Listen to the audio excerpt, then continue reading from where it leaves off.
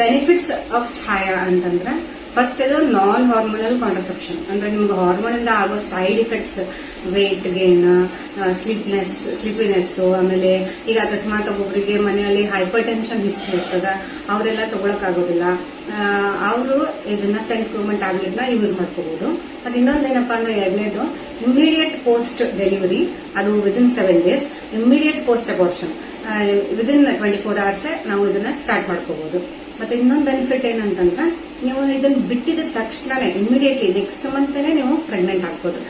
ಯಾವುದೇ ರೀತಿಯಾದ ಡಿಲೇ ಆಗ್ಲಿ ಏನು ಇರೋದಿಲ್ಲ. ಮತ್ತೆ ಇನ್ನ ಸೈಡ್ ಎಫೆಕ್ಟ್ಸ್ ಏನಪ್ಪಾ ಅಂತಂದ್ರೆ ಮೋಸ್ಟ್ಲಿ ಯಾವ್ದು ಸೈಡ್ ಎಫೆಕ್ಟ್ ಇರೋದಿಲ್ಲ. ಜಸ್ಟ್ ನಿಮಗ ಡಿಲೇ ಇನ್ ಪೀರಿಯಡ್ಸ್ ಇರ್ತದ. ಮತ್ತ ಸ್ವಲ್ಪ ಒಬ್ಬರಿಗೆ ಪೀರಿಯಡ್ಸ್ ಸ್ವಲ್ಪ ಆಗೋದು, ಹೈಪೋಮಿನೋರಿಯಾ ಅಂತೀವಲ್ಲ ಆ ರೀತಿ ಆಗ್ಬೋದು.